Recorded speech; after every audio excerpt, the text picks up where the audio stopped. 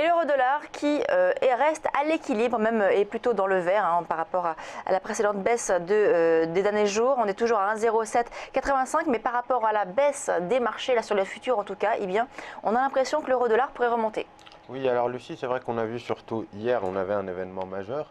On va l'afficher à l'écran, ça va arriver, mais on avait les minutes de la Fed qui ont fait état plutôt de l'inquiétude du FOMC concernant l'inflation qui est basse, qui devrait rester basse.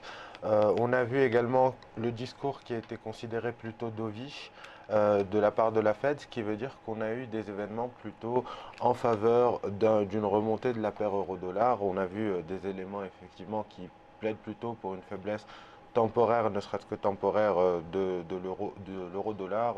On a vu un rebond effectivement qui s'est mis en place à partir de 20 h et qui nous a mené vers les 1,08.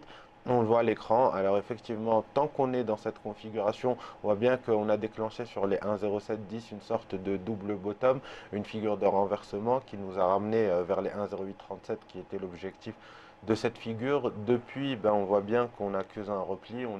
On a vu les bourses asiatiques cette nuit fermées de manière anticipée. On a vu le pétrole qui décroche de plus de 10% entre hier et aujourd'hui. Alors c'est des éléments qui vont peser sur les marchés actions, qui risquent de ramener de nouveau une tendance baissière sur l'euro-dollar. Mais globalement, si on veut traiter cette paire-là, il faudra éventuellement attendre un pullback sur les 1,08. Tant qu'on est aux alentours de cette zone-là, on peut toujours amorcer des opérations de vente avec en ligne de mire les 1,0773, voire les 1,0710.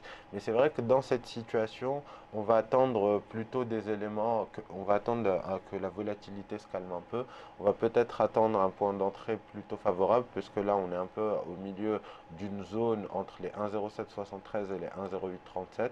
Donc plutôt se positionner à la vente, puisque la pression baissière devrait revenir malgré effectivement le sentiment qui ressort un peu des minutes de la Fed et qui a provoqué le rebond qu'on a vu en fin de séance hier. Tant qu'on est dans cette configuration, moi je recommande plutôt de rester à l'écart. Pour ceux qui veulent traiter à tout prix, il faudra attendre éventuellement un retour de confirmation sur les 1,0803. Mais globalement, on sera sur des échéances intraday. On a encore un marché qui est très volatile et donc il ne faut pas trop s'exposer pour le moment sur des opérations de swing trading. Merci Aziz Ejli. On passe à la suite de Direct Marché après une courte page de publicité.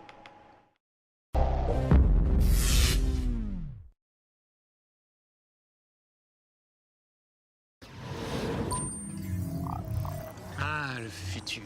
Ici, tout est tellement plus rapide. Là, je peux ouvrir un compte bancaire directement à la voix. Lu et approuvé, Nathan Lefebvre. Dans le futur, on anticipe. Pour tout. Tiens, c'est ma banque qui me prévient que j'ai de l'argent qui dort, et moi, je choisis où le placer. Mais bon, on est bien d'accord, tout ça n'existe pas encore. Ma banque, elle existe déjà. Boursorama Banque, la banque en ligne avec vous. Et en ce moment, 80 € offerts.